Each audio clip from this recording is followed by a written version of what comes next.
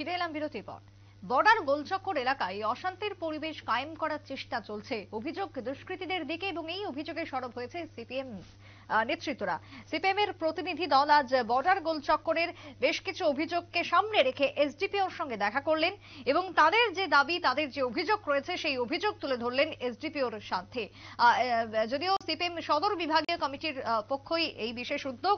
Border গোলচক্করে কিছু সমাজদ্রোহীরা যারা আস্তানা গেড়েছে এবং যারা বর্ডার গোলচক্করের কিছুদিন যাবত এলাকায় অশান্তির পরিবেশ সৃষ্টি করে চলেছে, সৃষ্টি করে রেখেছে, যারই পরিপ্রেক্ষিতে সিপিএম এর পক্ষ থেকে এবার প্রতিনিধি দল দেখা করলেন সদর এসডিপিওর সঙ্গে এবং ঘটনার সুষ্ঠু সমাধানের দাবি তুলেছেন তারা। তবে একদিকে যেহেতু সামনেই রয়েছে ভোট, সামনেই রয়েছে নির্বাচন ভারতেও, সেই জায়গায় দাঁড়িয়ে বামেদের পুরনো যে জমি, সেই জমি পুনরুদ্ধারের চেষ্টা বলেই মনে করছেন অধিকাংশ রাজনৈতিক মহল। তবে সেই জায়গায় দাঁড়িয়ে তাদের যে অভিযোগ উঠে এসেছে, এসডিপিওর সঙ্গে দেখা করে তারা ঠিক কি জানিয়েছেন শুনুন।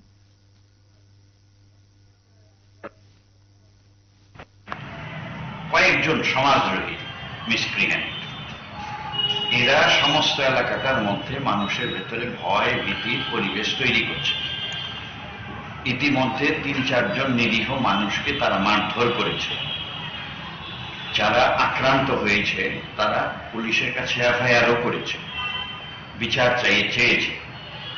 এবং আজকে প্রভাতী বিভিন্ন সংবাদপত্রেও এইসব নিয়ে খবরাখবর হয়েছে, আপনারা জানেন। আমরা জরুরি ভিত্তিতে এসডিপিও সাহেবের কাছে সময় চেয়েছিলাম ওনার সঙ্গে দেখা করার জন্য। উনি আমাদের সময় দিয়েছেন, সন্ধ্যার সময় আসার জন্য বলেছেন। আমরা এসেছি মূলত ওই বিষয়টা নিয়ে। বর্ডার গোলচক্কর মানে এই নয় যে ওই এলাকায় যারা আছে সব মানুষ খারাপ, আমরা এটা মনে করি না।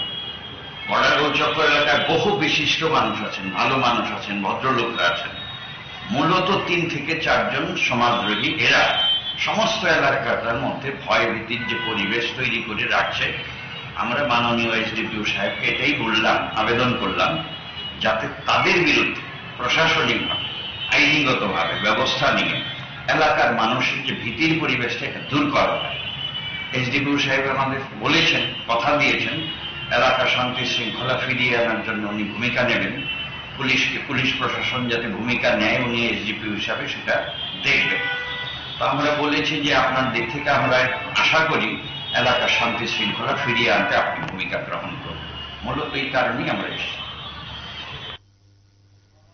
শুনেন সিপিএম নেতৃত্বের অভিযোগ। তবে এলাকায় শান্তি শৃঙ্খলা ফিরিয়ে আনার দাবিতেই তারা সরব হয়েছেন এবং পুলিশ এবং স্থানীয় প্রশাসন যাতে খতিয়ে দেখে সমাজদ্রোহীদের যে আস্তানা গড়ে উঠেছে এলাকাতে, সেখান থেকে যাতে রক্ষা করা যায় এলাকাকে, যুব সমাজ যাতে সুষ্ঠু স্বাভাবিক থাকতে পারে, সেই দাবি উঠে এসেছে বামপন্থী নেতার পক্ষ থেকে, এবং যার জন্য আজ এসডিপিওর সঙ্গে দেখা করলেন এবং তাদের দাবি তুলে ধরলেন তারা সকলে।